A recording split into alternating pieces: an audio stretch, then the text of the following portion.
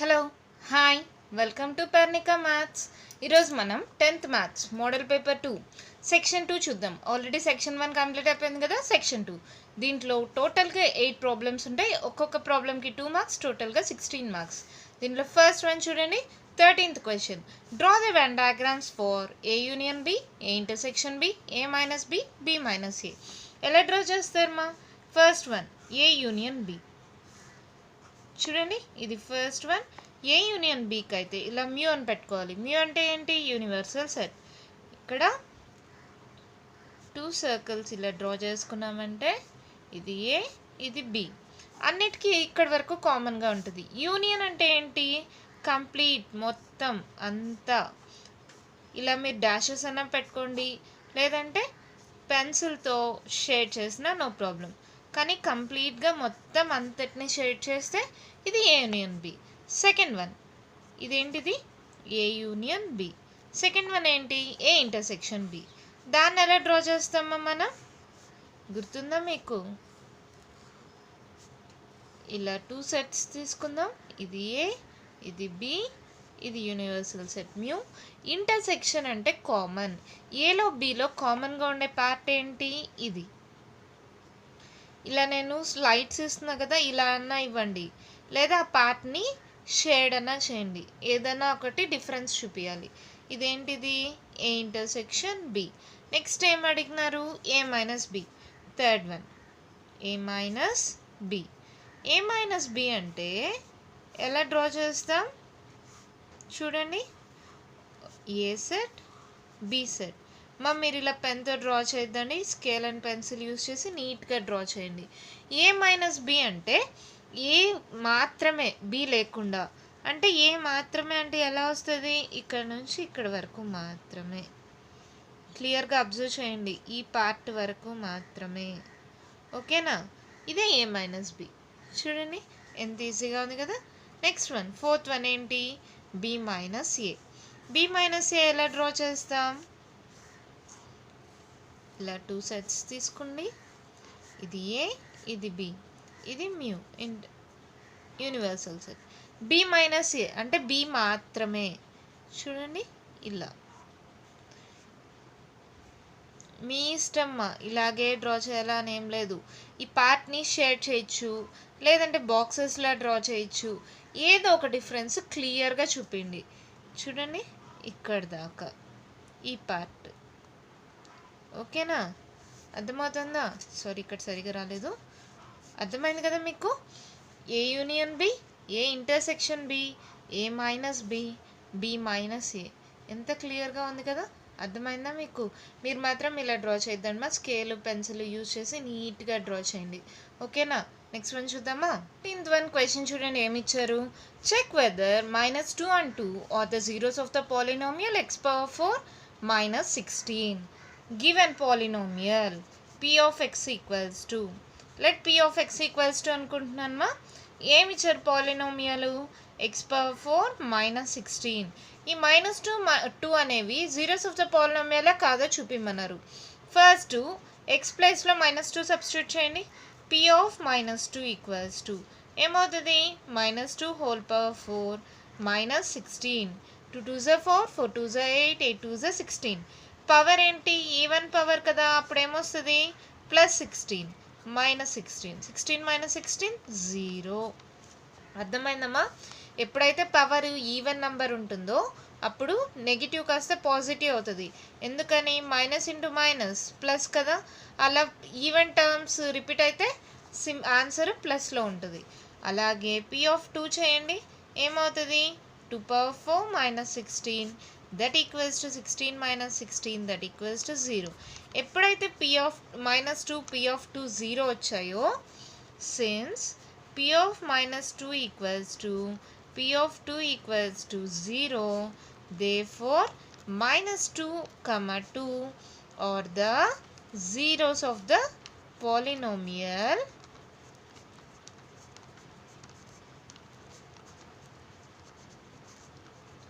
p of x. ఓకేనమ్మా? ఒకవేళ ఇక్కడ కానీ 0 కానీ రాకపోతే these are not the zeros of the given polynomial అని రాయాలి. ఓకేనా? ఈ మోడల్లోనే ఇంకేదైనా ప్రాబ్లం ఇచ్చినా ఇలా ఎక్స్ ప్లేస్లో వాల్యూస్ని సబ్స్టిట్యూట్ చేయండి. 0 వస్తే these are the zeros of the polynomial P of X. ఒకవేళ 0 కాకుండా ఇంకేదైనా నంబర్ వస్తే these are not the zeros of the polynomial. అంతేనా? 15th one క్వశ్చన్ చూడండి. A person bought 3 pens and 2 pencils together and paid ₹80. Express this in the form of a linear equation. Solution. ఏమన్నారు? 80 రూపీస్కి 3 pens 2 pencils తెచ్చాడంట. Pen cost pencils cost మనకు తెలియదు కదా. Let cost of pens be X. Let cost of pens equals to X. Cost of 1 pen. Let cost of 1 pen equals to x అనుకుందాం. Let cost of 1 pencil equals to y అనుకుందాం. Therefore cost of 3 pens ఏమవుతుంది? 3 pens కదా తను తెచ్చింది. Therefore cost of 3 pens ఏమవుతుంది? 3x. Cost of 2 pencils ఏమవుతుంది? 2 pencils కదా 2y. Therefore total cost equals to ఏమవుతుందమ్మా? 3x plus 2y equals to ఎంత total cost? 80 rupees. This is the required linear equation. This is the required linear equation. అర్థమైందమ్మా? Cost of 1 pen వచ్చి X అనుకున్నా. Cost of 1 pencil వచ్చి why. Cost of 3 pens ఏమవుతుంది? 3x. Cost of 2 pencils ఏమవుతాయి? 2y. తర్వాత total cost ఎంత అన్నాడు? 80 rupees paid అన్నాడు కదా. అప్పుడు 3x plus 2y ఎంత? 80. ఇది ఒక లీనియర్ ఫామ్లో వచ్చింది కదా. Express this in the form of linear equation అన్నారు. లీనియర్ ఫామ్లో వచ్చిందా? అంతే, మన ప్రాబ్లం కంప్లీట్ అయిపోయింది. ఎంత ఈజీగా ఉంది కదా. నెక్స్ట్ వన్ చూద్దామా? 16th one క్వశ్చన్ చూడండి. ఏమిచ్చారు? If the points A 6,1, B 8,2, C 9,4 and D p,3 are the vertices of a parallelogram taken in order. Taken in order అంటే ఎలామా? ఇప్పుడు ఒక పారలోగ్రామ్ ఇలా కన్సిడర్ చేసుకుంటే ఇక్కడ స్టార్ట్ చేసామనుకో ఏ బి సి డి. చూడండి టేకెన్ ఇన్ ఆర్డర్. సరిపోయిందా? Find the value of P. ఇక్కడ పి ఉంది కదా, ఈ వాల్యూని కనుక్కోమన్నారు. ఇలా పారలోగ్రామ్ తీసుకుంటే మనకు తెలుసు కదా ఒకటి ఏంటి? Mid point of AC equals to mid point of BD. Solution.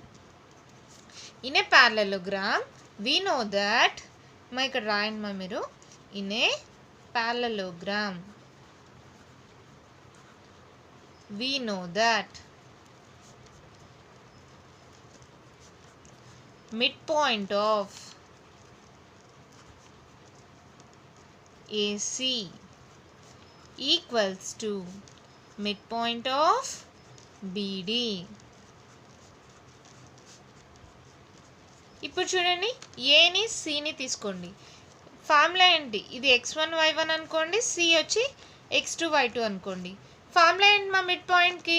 ఇక్కడ రాయినా formula x1 plus x2/2 y1 plus y2/2. ఇదే కదా మిడ్ పాయింట్ ఫార్ములా. ఈ ఫార్ములాని అప్లై చేస్తున్నాం. x1 ప్లస్ x2/2 అంటే 6 plus 9/2 y1 plus y2/2 1 plus 4/2 equals to mid point of BD. ఇప్పుడు ఏం అనుకుంటారు? ఇది x1 y1 అనుకోండి, ఇది x2 y2 అనుకోండి. సేమ్ ఫార్ములా అప్లై చేయండి. x1 plus x2 8 plus p/2 2 plus 3/2. ఓకేనా? తర్వాత ఇంకేంటి? Just comparing. ఈ ఫస్ట్ రెండు కంపేర్ చేయొచ్చు, లేదా ఈ సెకండ్ రెండు కంపేర్ చేయొచ్చు. కావాలని చూడండి. 4 + 1 ఎంత? 5/2. ఇది కూడా ఎంత వచ్చింది? 5/2. అంటే నెక్స్ట్ ఈ రెండింటిని కంపేర్ చేయండి. అప్పుడైతే మనం p వాల్యూ కనుక్కోవచ్చు కదా. 9 + 6 ఎంత? 15. 15/2 ఈక్వల్స్ టు 8 + p/2. అవునా? 2 cancel. 8 + p equals to 15. p equals to ఏమవుతుందమ్మా? 15 - 8. therefore p ఈక్వల్స్ టు 15లో 8 మైనస్ చేస్తే ఎంత? 7 కదా.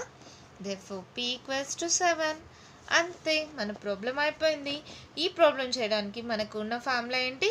Mid point of AC equals to mid point of BD. Mid పాయింట్కి ఫార్ములా ఏంటి? x1 + x2/2 y1 + y2/2. First ఏసీకి mid point రాసినాం, తర్వాత బీడీకి mid point రాసినాం. ఆ రెండింటిని ఈక్వేట్ చేస్తే ఇక్కడ p ఉంది కాబట్టి ఈ రెండు వాల్యూస్ని ఈక్వేట్ చేసుకుంటే మనకు p వాల్యూ వచ్చేస్తుంది. ఎంత ఈజీగా ఉంది కదా. నెక్స్ట్ వన్ చూద్దామా? 17th one question చూడండి, ఏమి ఇచ్చారు? One card is drawn from a well shuffled deck of 52 cards. Calculate the probability that the card will be an ace, not be an ace. First ఏమన్నారు? Total number of cards. Total number of cards equals to, నేను n of s అనుకుంటున్నా. n of s equals to ఎంత మా number? 52. మళ్ళీ తర్వాత ace card అంట. Total number of ace cards. Total number of ace cards equals to, ace cards ఎన్ని ఉంటాయి మనకు తెలుసు కదా. ఎన్ని ఉంటాయమ్మా? ఎన్ని షేప్స్ ఉంటాయి? 4 షేప్స్. ఆ 4 షేప్స్లో ఎన్ని కార్డ్స్ ఉంటాయి? 4 కార్డ్స్ కదా ఏస్ cards. 4. Therefore probability of an ace card equals to p of ఏదైనా అనుకోండి, నేను p of a అనుకుంటున్నా. p of a equals to n of a by n of s. ఇది n of a మా రాయలేదు కదా. n of a equals to ఎంత? 4. n of s ఎంత? 52.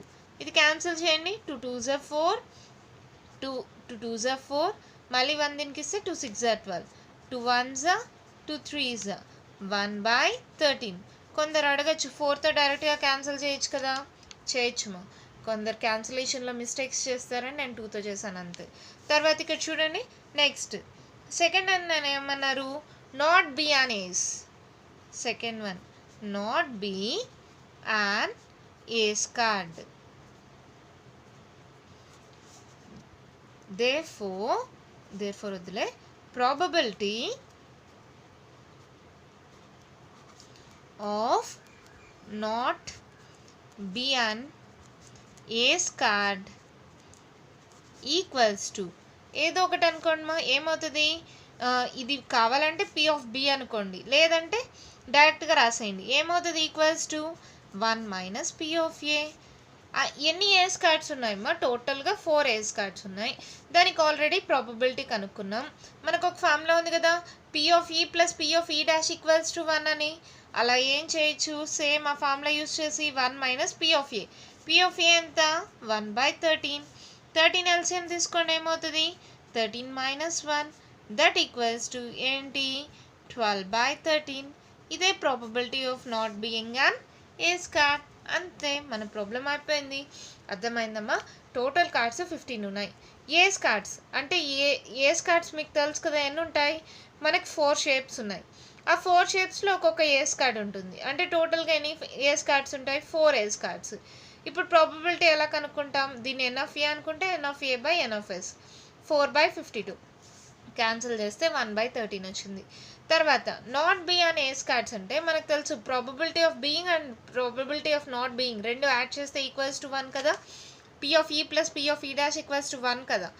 ఆ ఫార్ములా యూస్ చేస్తే probability of not being an ace card అంటే 1 - p of e అని చేసేయచ్చు కదా డైరెక్ట్గా. 13 - 1/13 దట్ ఈక్వల్స్ టు 12/13. అంతే, ఎంత ఈజీగా అయిపోయింది కదా ప్రాబ్లము. నెక్స్ట్ వన్ చూద్దామా? 18th one క్వశ్చన్ చూడండి, ఏమి ఇచ్చారు? Write any 3 arithmetic progressions. Arithmetic progressions రాయాలంట. అర్థమెటిక్ ప్రోగ్రెషన్స్ అంటే దానికోసం ఎక్కువ ఆలోచించాలా? ఏం అవసరం లేదు మా. ఏదైనా సేమ్ డిఫరెన్స్తో నంబర్స్ రాస్తే అదే అర్థమెటిక్ ప్రోగ్రెషన్. ఎగ్జాంపుల్ 1 2 3 4 చూడండి, ఇది కూడా ఒక అర్థమెటిక్ ప్రోగ్రెషన్. ఎందుకు? 2 నుంచి 1కి ఎంత డిఫరెన్స్? 1. 3 నుంచి 2 3 - 2 1, 4 - 3 1. కాబట్టి ఇది ఒక అర్థమెటిక్ ప్రోగ్రెషనే. తర్వాత 2 3 లేదు, 4 5 లేదు, 6 7 లేదు, 8. ఇది కూడా ఒక అర్థమెటిక్ ప్రోగ్రెషనే. తర్వాత 3 టేబుల్ తీసుకోండి. 3కి 3 యాడ్ చేస్తే ఎంత? 6. 3 మళ్ళీ 3 యాడ్ చేస్తే 9. తర్వాత 12. ఇది కూడా ఒక అర్థమెటిక్ ప్రోగ్రెషనే. అవునా? చూడండి డిఫరెన్స్ సేమ్గా ఉండాలి. 6 మైనస్ 3 ఎంత? 3. 9 మైనస్ 6 ఎంత? 3. 12 మైనస్ 9 ఎంత? 3. అలా సేమ్ డిఫరెన్స్ ఉండేవన్నీ అర్థమెటిక్ ప్రోగ్రెషన్. చూడండి నేను ఇంకొక ఎగ్జాంపుల్ తీసుకున్నాను. 0 మైనస్ 2 మైనస్ 4 మైనస్ 7. ఇది అర్థమెటిక్ ప్రోగ్రెషనా కదా? 4కి 2కి డిఫరెన్స్ ఎంత? 2. కానీ 7కి 4కి డిఫరెన్స్ ఎంత?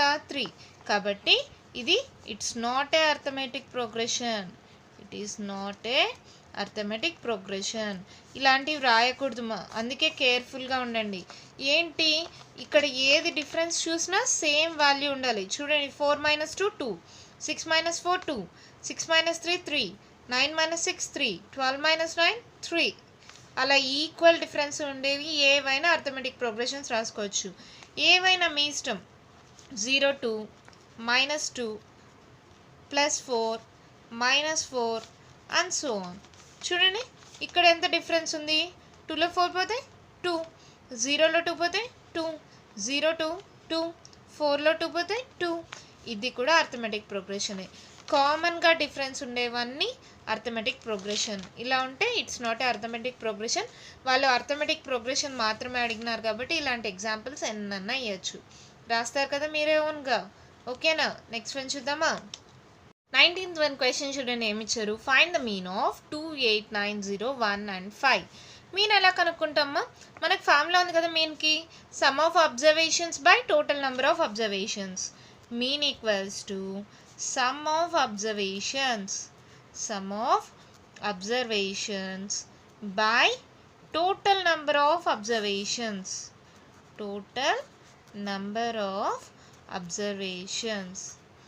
ఇది మనం నేర్చుకున్నాం కదమ్మా. మీన్ అంటే ఇదే కదా. That equals to sum of observations అంటే ఇవన్నిటిని యాడ్ చేయండి. 2 plus 8 plus 9 plus 0 plus 1 plus 5 by total number of observations. టోటల్గా ఎన్ని ఉన్నాయి?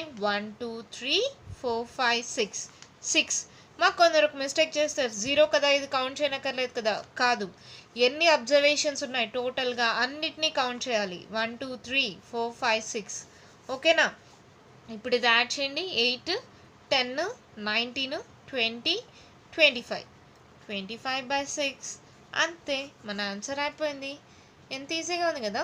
మీన్ అంటే some of observations by total number of observations. అంతే, ఎంత ఈజీగా ఉంది కదా. నెక్స్ట్ వన్ చూద్దామా?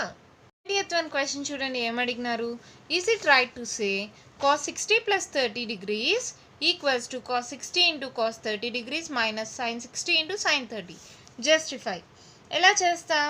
ఫస్ట్ ఎల్హెచ్ఎస్ తీసుకుందాం. ఎల్హెచ్ఎస్ ఈక్వల్స్ టు ఏముంది అక్కడ? Cos of 16 plus 30. Cos of 60 plus 30 అంటే ఎంతమా? 60 70 80 90 అంటే cos 90 degrees. Cos 90 degrees value ఎంత? 0 కదా. మీకు నేను ఒక టేబుల్ నేర్పించాను, గుర్తుందా మీకు? ఇక్కడ చిన్నగా రఫ్గా వేస్తున్నాను. ఇప్పుడు సైన్ అనుకో 0 degrees 30 degrees 45 degrees 60 degrees 90 degrees. మిమ్మల్ని కూడా ఇలా రఫ్గా వేసుకోమని చెప్పా కదా. 0 1/2 1/√2 √3/2 1. ఇది ఒక్కటి నేర్చుకుంటే దీని రివర్స్ 1 √3/2 1/√2 1/2 0. ఇది కూడా గుర్తుపెట్టుకున్న అవసరం లేదు. దీనికోసం కూడా నేను షార్ట్ కట్ చెప్పా, గుర్తుందా మీకు? 0 1 2 3 4 నెంబర్స్ రాసుకోవాలి, డివైడెడ్ బై 4 చేస్తే వస్తుందని. ఎవరైనా మిస్ అయింటే ఆ వీడియో చూడండి మా. ఇప్పుడు మళ్ళీ కంప్లీట్గా నేను ఎక్స్ప్లెయిన్ చేయలేను. ఓకే, ఇది చూద్దాం. cos 90 వాల్యూ ఎంతమా? 0. సరిపోయిందా? ఇప్పుడు ఆర్హెచ్ఎస్ తీసుకుందాం. cos 60 degrees cos 30 degrees minus sin 60 degrees sin 30 degrees. ఇప్పుడు వాల్యూ సబ్స్టిట్యూట్ చేయండి. cos 60 cos ఆఫ్ 60 ఎంత? 1/2 ఇంటూ cos 30 ఎంత? √3/2 minus sin 60 sin of 60 degrees ఎంత? √3/2 మైనస్ sin 30 ఎంత? 1/2. ఇక్కడ చూడండి 1/2 ఇంటూ √3/2 మైనస్ సారీ ఇది మల్టిప్లికేషన్. √3/2 ఇంటూ 1/2 రెండు సేమ్ వాల్యూస్ కదా. రెండు వాల్యూస్ని మైనస్ చేస్తే ఏమవుతుంది? ఇక్కడ కావాలంటే మల్టిప్లై చేయండి. √3/2 2 is 4 మైనస్ √3/2 2 is 4 అంటే దీని వాల్యూ ఎంత అయింది? 0.